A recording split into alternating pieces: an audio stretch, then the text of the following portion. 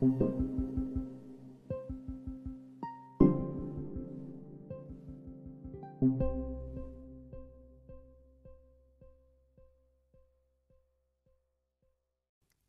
and gentlemen, please welcome back David Icke. Thank you.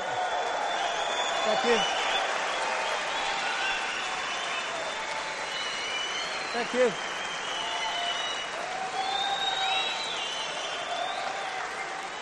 Thank you. Thank you.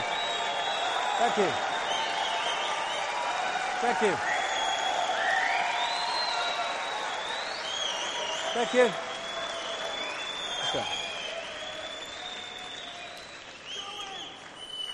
Look at the muck in here. Oh, excuse me. Excuse me about the shirt. The other one smells like a Wrestler's jockstrap, you know. After all this time, too much information, Dave. I know. What I want to finish on is looking at what's coming from a point of view of emerging from this crap. In other words, emerging from the mind prison that we've been put into, and therefore creating a reality that we'd rather have compared with the reality that we've been living. And breaking the spell is actually pretty much sums it up, because it is a spell in many ways, if you want to use that symbolism. Our minds have been locked in to a range of perception that gives us the impression that we are limited, that we are poor little Joe Public, I've got no power, and all the rest of it. And that's exactly where people manipulating a mass of people want us to be. And when we're looking at ways out of this, Einstein's quote, which is in many forms, but this is a summary of it, encapsulates what we're looking at.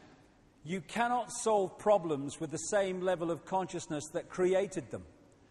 Now, what we have in the world is a series of problems created, and then they'll change a political party or they'll move another dark suit in from somewhere else, but they're of the same level of consciousness as those who created the problem, so the problem just goes on getting compounded because we've not reached that level of going beyond that and looking at it from another direction and seeing a way to change what we want to change. So the door is spinning round in Downing Street in the White House, but no matter what it looks like, the same level of consciousness is coming in and out, and so nothing changes. It cannot. And that consciousness is from the consciousness of division, of seeing everything as a partness and all the rest of it, which is the consciousness that's been in power and has been manipulated among humanity to have and to manifest reality from that perspective, into a oneness that understands that we're all one consciousness, we're all one energy, all one mind, and therefore all these divisions between us through which we're divided and ruled are just illusions. You know, if someone got a baseball bat and started smacking themselves round the head with it, we would call that crazy, madness, insane. But that's what we're doing with the conflict in Palestine, in Iraq, in Second World War. We're one consciousness that's been set at war with itself. And when I say, and again, I talk about one consciousness, I'm not talking about one clone kind of bland, everyone the same consciousness. Absolutely the opposite of that.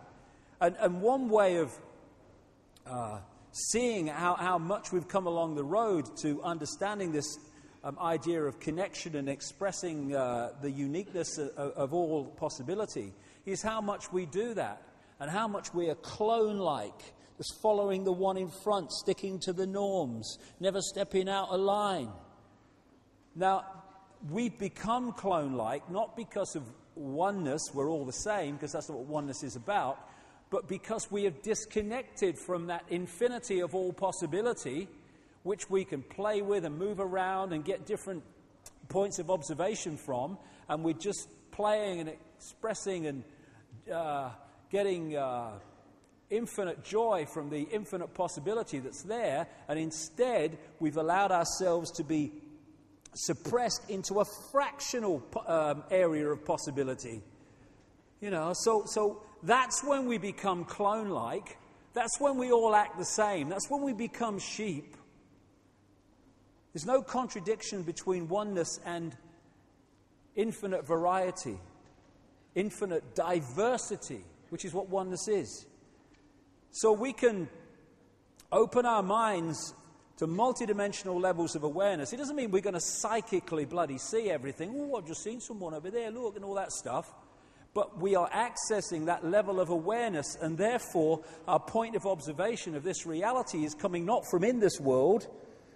When you're in this world and of it, then you're buggered, really, because all you've got is this world to tell you what reality is and who you are. When you open your consciousness and move your point of observation, you are in this world physically, at least as a projection, but you are not of it in terms of your point of observation. And they're the people that stand out in society. They're the ones that people who are in this mode say, you're crazy, you're mad. No, he's different, because he's got a different point of observation to you. That's all it is. We're the same, but with different point of observation within infinity. There was a time when even this reality, I would say, we had this sense of oneness, this sense of connection, celebrating uniqueness, and joyous in diversity. But slowly, surely, maybe quicker than slowly and surely, our minds have been taken over and encased in this bubble, this disconnection from the great infinite into this body consciousness. And of course, when people come into this world now as what we call babies, and their consciousness enters this world, immediately the programming starts. Often it's parents programming children into the norms. Oh, you can't do that. What will the neighbours say? Oh, you can't do that. I want you to work in a bank. You've disappointed me. You want to go and walk in India. Well, be disappointed then. Sod off. You go and work in the bank. I'm off to India, mate.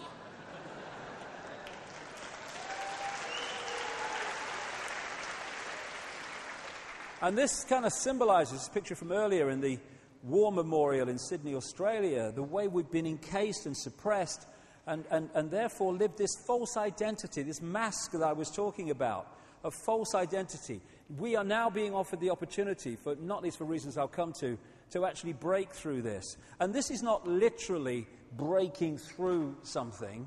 It's a vibrational freedom.